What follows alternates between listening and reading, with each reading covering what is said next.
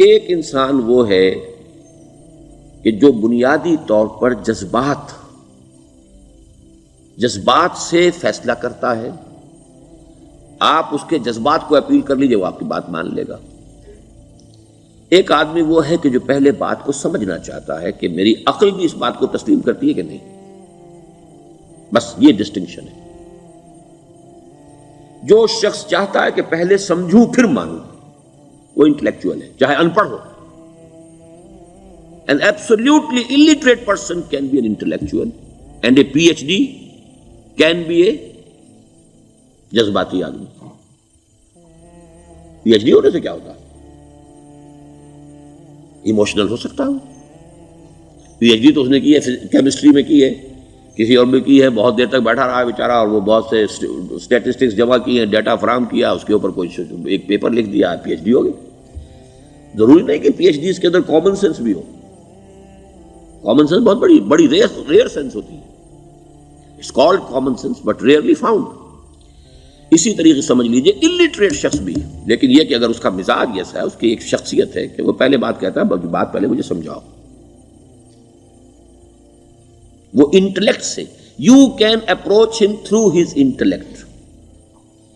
You میں سے کہ اس کے جذباتی اسٹرکچر، اس کا ہارٹ، اس کے اور آپ کے درمیان اس کا انٹلیکٹ حائل ہے. You have to go through it. You can't reach his heart except through his intellect. ایک آدمی وہ ہوتا ہے جس کا یہاں کچھ ہے نہیں، کوئی نظریہ نہیں، کوئی خیال نہیں، نہ وہ عقل سے کوئی زیادہ سوچتا ہے، نہ کوئی. آپ نے اس کے اچھی بات کہی، اس کے دل میں اتر گئی. از دل خیزت بر دل ریزت. خلوص کے ساتھ آپ نے ایک بات کہی، بات اچھی تھی، اس کی فطرت نیک تھی، اس نیک فطرت اس بات جا کے اپیل کر گئی. And he starts going with you. میں نے تبلیغی جماعت کا اور ان تحریکوں کا جہاں تقابل کیا ہے کہ تبلیغی جماعت کی جو اپیل ہے ایموشنل ہے، انٹلیکچوئل نہیں ہے. وہ ایموشنلی اپروچ کرتے ہیں، اور جو ایموشنل اورینٹڈ پیپل ہیں وہ فوراً ریسپونڈ کرتے ہیں، پھر انہیں وہاں سے وہ اچک لیتے ہیں. نکلو اب اس ماحول سے، 3 دن کے لیے آؤ، 40 دن کے لیے آؤ، 4 مہینے کے لیے آؤ، جو بھی آؤ، 3 چلے لگاؤ، تاکہ ایک نئے ماحول میں لا کر ان کی جو ہے وہ ایک خاص قسم کی وہ ذہنی اور ان کی ایک مزاج کی ساخت بنا دی جائے. تو یہ کا طریقہ بہت صحیح ہے. It's very perfect. ان کی میتھڈالوجی میں کوئی لوپ ہول نہیں ہے، یہ میں آپ کو بتا دیتا ہوں. اس لیے کہ آج اس کے شخص کے دل میں ایک اچھا جذبہ ابھرا ہے، اور وہ کل ہو سکتا ہے نہ رہے. You cash it. ابھی کیش لو، ان سے نقد لو، نکالو بھائی، وقت نکالو، نقد. اور ان کا بڑا پیارا جملہ ہے، گھر گئے تو گر گئے. بڑا پیارا جملہ، گھر گئے تو گر گئے. یعنی یہی وعدہ تو کر لو نا کہ بھائی ارادے تو کر لو. بڑا پیارا انداز ہے یہ. بھائی ارادے تو کر لو. وہ ارادہ کر لیا تو آپ ایک وعدے کی وجہ سے بند گئے. اب یہ کہ اچھا بھائی چلو نکلو، اب نکل گئے تو پھر تو ان کے قابو میں آئی گئے. اب آپ انہوں نے 24 گھنٹے وہ آپ کو جو ہے اس میں رکھنا ہے کہ وہ آپ اپنی ساری سوچ وہ سب کی سب جو ہے وہ سب جاتی رہے گی. تو یہ اپنی جگہ پر it's a very perfect methodology, لیکن اس کی اپیل لمیٹڈ ہے to emotional people, not to intellectuals. ہاں ان میں ہیں پروفیسرز ہیں، یہ ہیں ڈاکٹرز ہیں، لیکن وہ ضروری نہیں کہ انٹلیکچوئل پروفیشنل ہے. ان کا ایک اپنا ایک سمجھ ہے، اس میں کام کرتے ہیں. تو یہ جو ایٹیچیوڈ ہے کہ ذہن کے راستے سے اپروچ کرنا، اسی لیے قرآن کی اپیل کیا ہے؟ افلا تعقلون، افلا یعقلون، افلا تذکرون. ساری باتیں عقل سے کہا. ابھی میں نے جیسا کہ آپ کو بتایا، قرآن تو یہ کہتا ہے کہ بغیر یا تو عقل سے بات مانی جائے گی، اور یا قرآن کی بات مانی جائے گی، یا رسول کی بات مانی جائے گی. العلم علمان ولا تخف ما ليس لك به علم ان السمع والبصر والفؤاد كل اولئك كان عنه مسؤولا.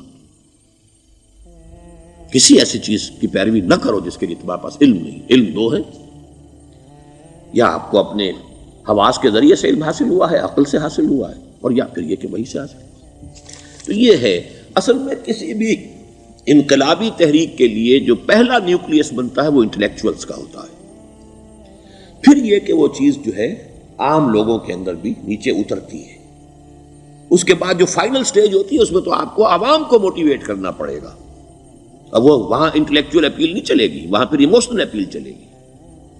لیکن وہ کب چلے گی؟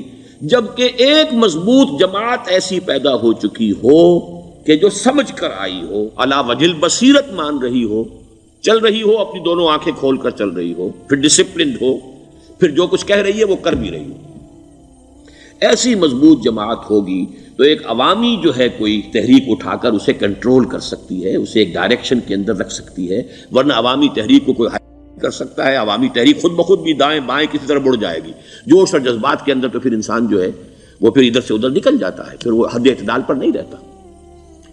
اس کو کنٹرول کرنے کے لیے جیسے ریڑھ کی ہڈی ہے انسان کے جسم میں، وہ جب تک کھڑی ہے میرا پورا پوسچر کھڑا ہے، اگر اس میں سے کوئی ایک منکا بیٹھ گیا تو کوب نکل آئے گی انسان کی۔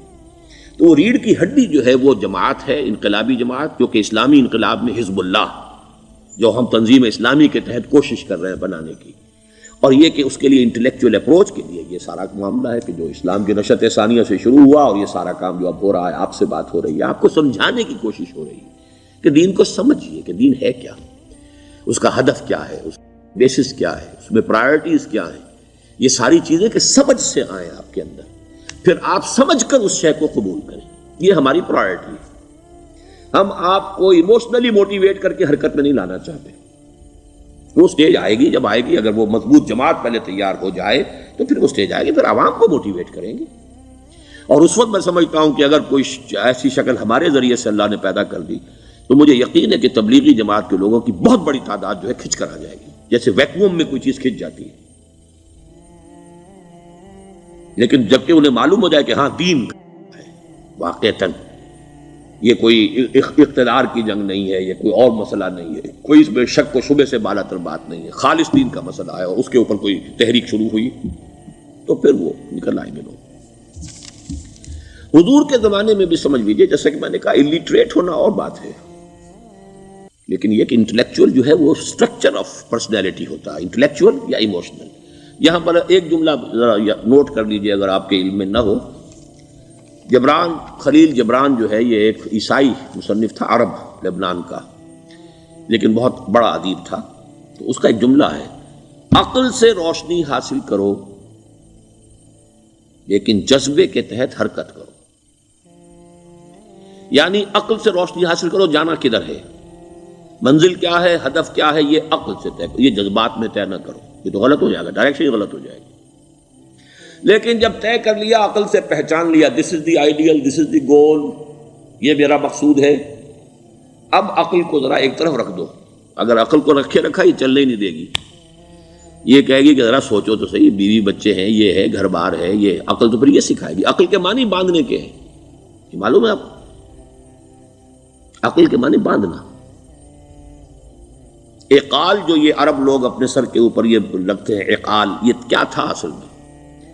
یہ عرب بدو جب ہوتا تھا، بدو وہ اپنے سر پر ایک رسی باندھ لیتا تھا کہ جہاں کہیں وہ اونٹ سے اترے گا وہ رسی اپنے سر پر سے کھولے گا اور اونٹ کا گھٹنا اس سے باندھ دے گا۔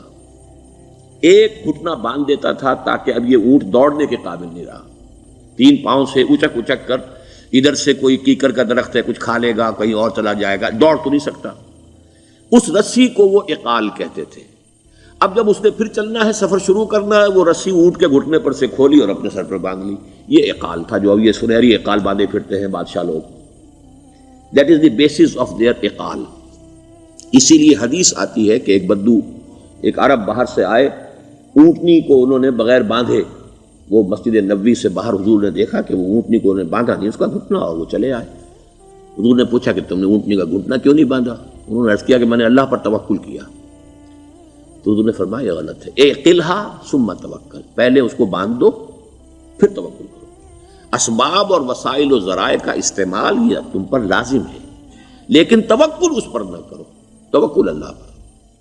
یہ ہے بیسک جو یعنی بیلنسڈ رائے ہے کہ آپ ایسے بالکل اسباب سے مستغنی ہو جائیں تب بھی غلط بات ہے۔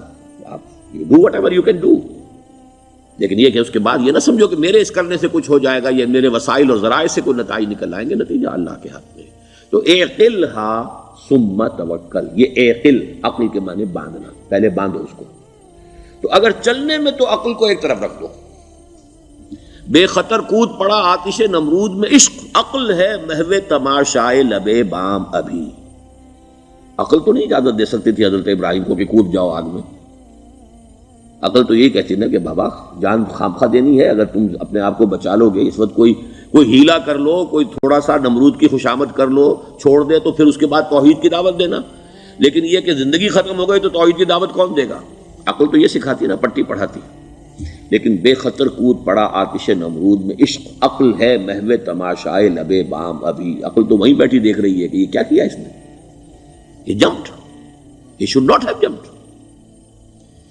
تو عقل سے روشنی حاصل کرو. ڈائریکشن کیا ہے، گول کیا ہے، جانا کیا ہے، یہ طے کرو عقل سے. اس میں جذبات کو دخل نہ آنے دو، اور جب چلنا ہے تو اب عقل کو طے کر کے رکھ دو، اور اب جذبے کے تحت حرکت کرو. بہت عمدہ جملہ ہے.